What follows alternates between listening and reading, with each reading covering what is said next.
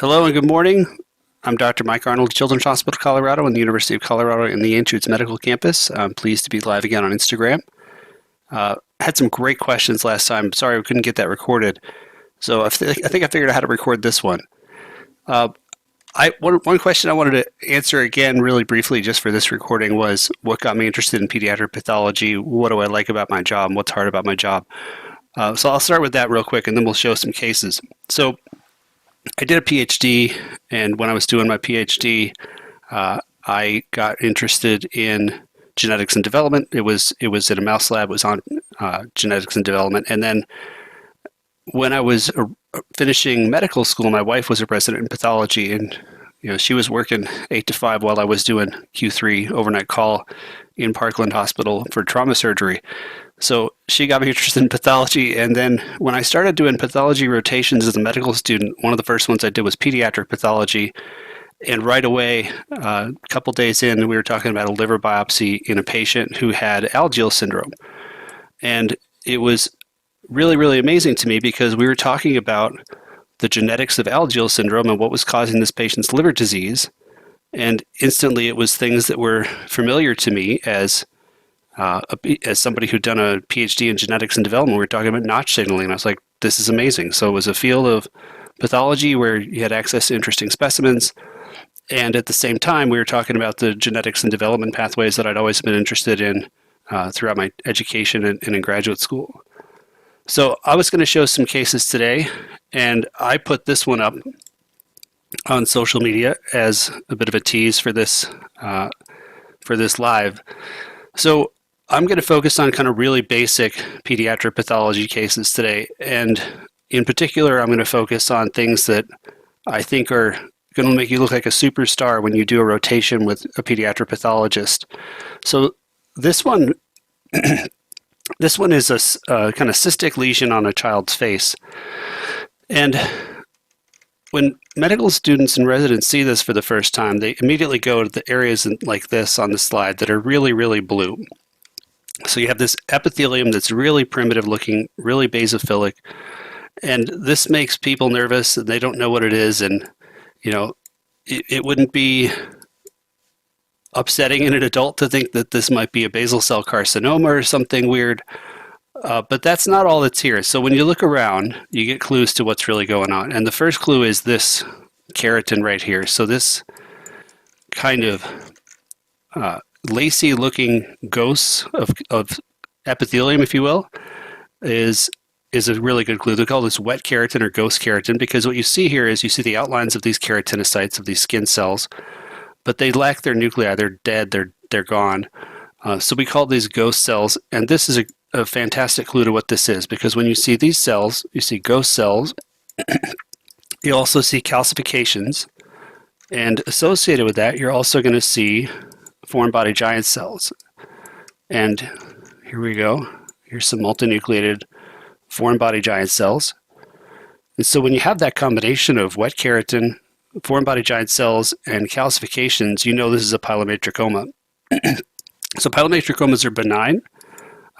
And what's interesting about them is they really have a lot of different looks throughout the life of the patient. So in a younger patient, you're going to have more of this basaloid epithelium. But in an older patient, this might be completely gone, and you might only see areas like this that have the wet keratin, calcification, and the foreign body giant cell reaction. And the natural history of these is they're just going to progress to a very calcified nodule. Now, since these are on the face or the head and neck, cosmetically that may be undesirable, so you're going to want to see these come off, but you don't need to worry about margins or anything. They're benign. They're not going to recur.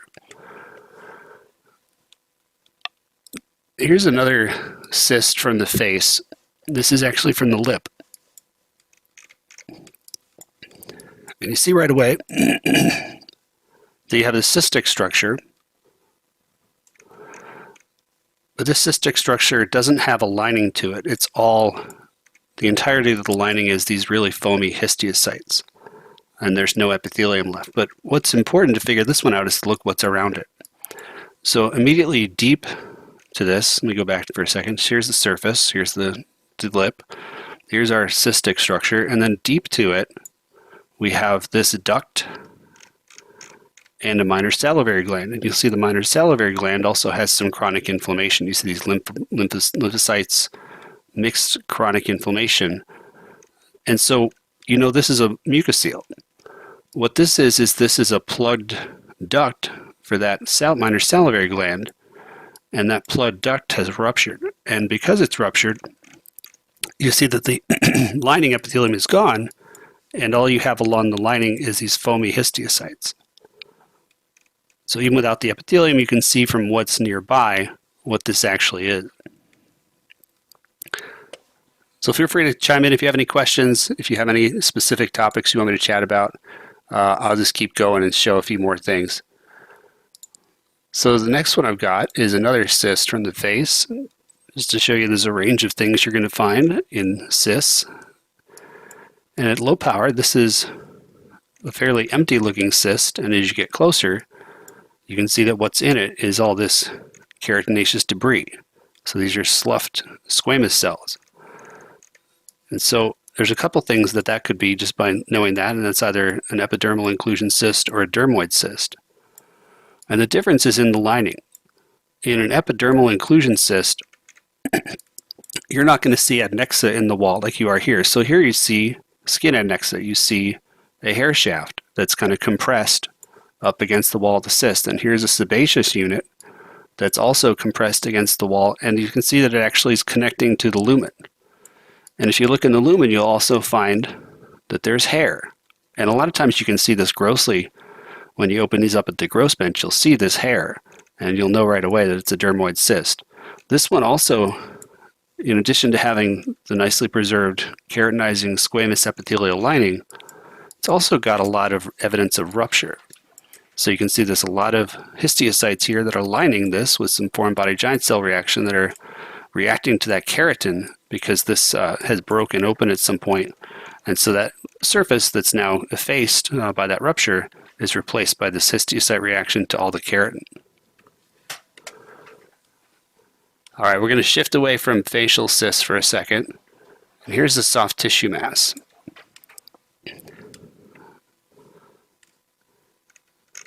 So this soft tissue mass is from, let's say, a young kid, let's say, 2 years old or less.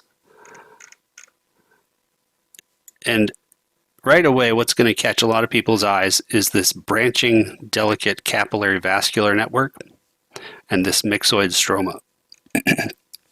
And if this is the first time you've seen one of these, that's going to make you really nervous and make you think about things like myxoid liposarcoma. But thankfully, myxoid liposarcomas don't really occur in children, especially in young kids. But the answer to what this is in the cells that are in that myxoid stroma. And here's a really beautiful field where you can see what's going on here. So the cells here look kind of like adipocytes, but instead of having one large fat droplet in their cytoplasm, they've got multiple variably sized lipid droplets. And you can see those lipid droplets are actually indenting the nucleus. And the fact that those droplets are indenting the nucleus is the clue to what this is. This is a lipoblast.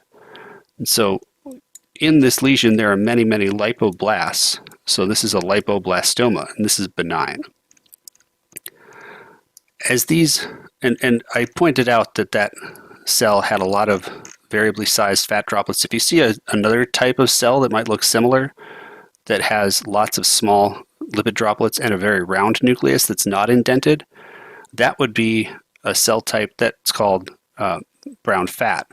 So that type of cell would be characteristic of either normal brown fat or a tumor known as a hybridoma.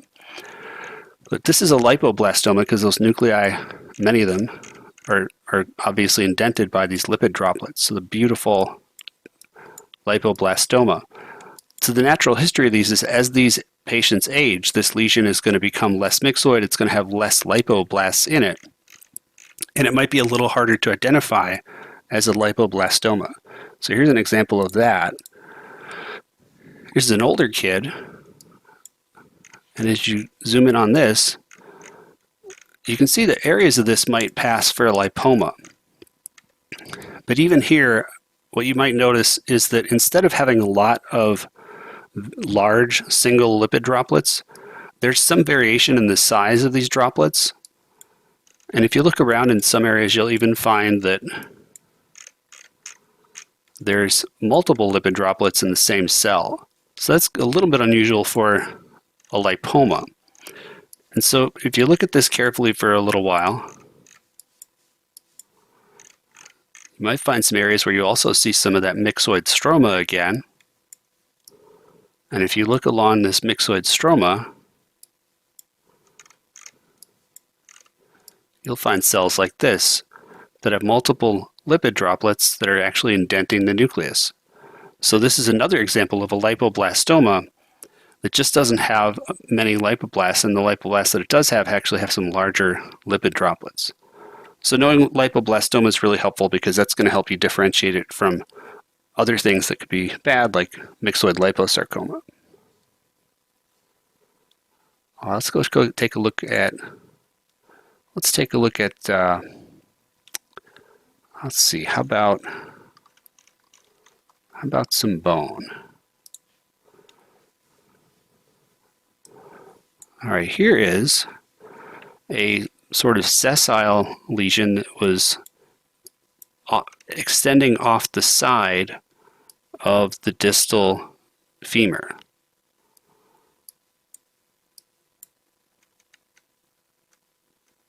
And you see it's got this area of cartilage that at low power is just lining kind of one surface of it. And what's underneath that is fairly normal looking trabecular bone and adipose. You might even find some marrow elements in this. So this has bone and cartilage, so we call this an osteochondroma. Osteochondromas are a really interesting developmental phenomenon. This cartilage is hyaline cartilage because you can see it has this kind of solid purple stroma to it. But it's hyaline cartilage from a very particular place in the skeleton. It's from the growth plate. So if you look at this closely, you can see you have all the zones of maturation that you would have in the normal growth plate. So you have resting chondrocytes, you have hypertrophic chondrocytes that are undergoing hypertrophy, becoming larger. And then those hypertrophic chondrocytes their matrix is mineralizing, as you can see here, it's pink, where the matrix is being replaced, and that mineralized matrix is being remodeled into bone. So this is exactly the process that's happening in the normal growth plate. What's happening here, though, is that this cartilage has kind of made a wrong turn, and it's headed, instead of along the skeleton, it's headed out sideways. And so it's growing out away from the bone. And these are going to come to clinical attention because this bone is connected to the medullary cavity. This actually changes the structure of the cortex, and so this medullary bone is actually connected to the medullary space of the rest of the bone. So this is going to come to clinical attention when it fractures, because just like normal bone, it's going to hurt. Or if it's impinging on another structure around it, like a vessel or a nerve, and causing pain. This cartilaginous cap is generally going to be thin, and what's in here is going to be hypocellular or marrow. If you see hypercellular spindle cells or other things, you might worry about a malignancy that's arisen from this, like an osteosarcoma or something, but this is clearly benign, and this cap is pretty thin. In kids, and the rule of thumb is 2 centimeters is or less, but in kids that really isn't as important. What's really important is that this cartilaginous cap, because it came from the normal growth plate, is going to behave like the normal growth plate. So as this patient gets bigger, as their skeleton matures, this cartilage should regress just like the normal growth plate does. So get worried about these lesions when you see that the growth rate of this osteochondroma doesn't match the growth rate of the rest of the skeleton, or if somebody is skeletally mature and this thing is continuing to expand, that could be an indication that this is transformed into something else. Now, I talked about this cartilage for a second, and I called it hyaline cartilage. There's 3 types of cartilage in the body. Anybody in the chat want to name a couple of them?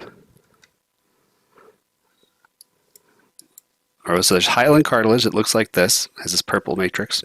There's elastic cartilage, and there's fibrocartilage. Fibrocartilage is what you're going to find in intravertebral discs, and what that's going to look like is you'll have chondrocytes, single chondrocytes that are surrounded by this wispy kind of fibrous matrix. And then elastic cartilage is going to look like this. It's going to have that similar kind of solid purple look, but it's going to have this kind of glassy pink matrix that's interwoven all throughout the cartilage.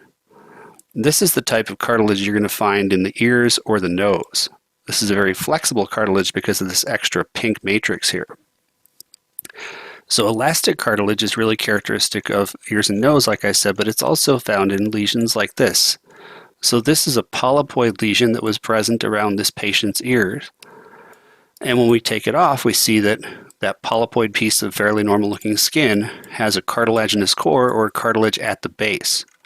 And this is another example of mesenchyme, cartilage that ended up in the wrong place. So if you remember developmental biology, you'll remember the branchial clefts are the structures that give rise to many parts of the face. And when those don't develop normally, you can get things like this, where you have this little polypoid piece of tissue, skin, and elastic cartilage.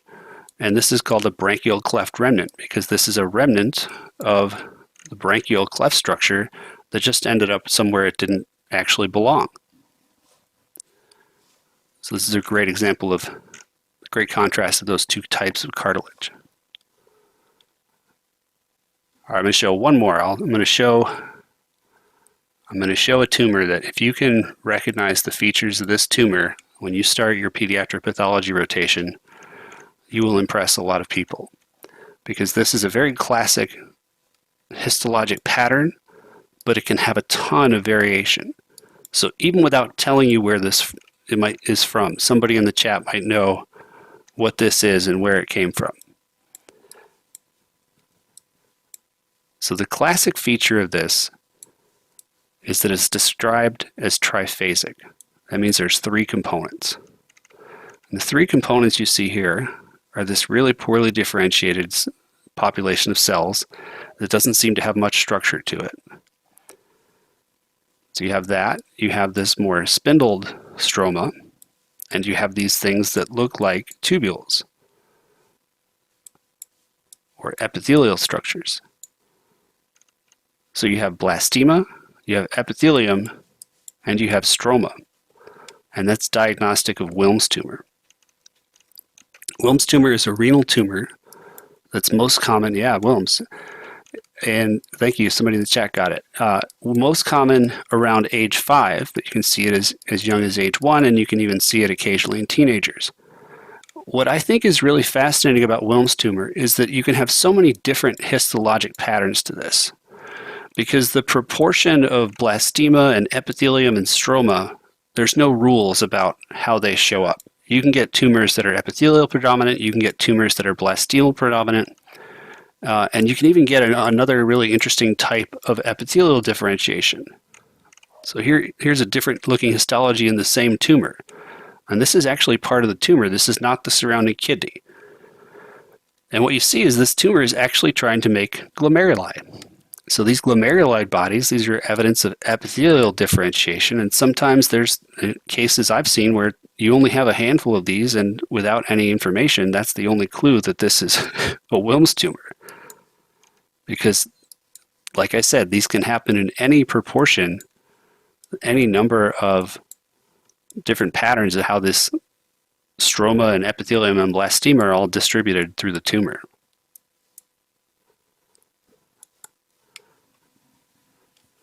Well, anybody in the chat have any questions about anything we've looked at? Anything you want to see?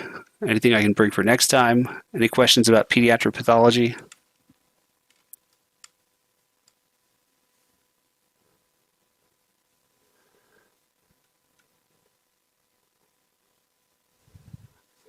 All right, well, that's some great pediatric pathology basics. Thanks so much for joining. I'll definitely do something like this again. Thanks for being here.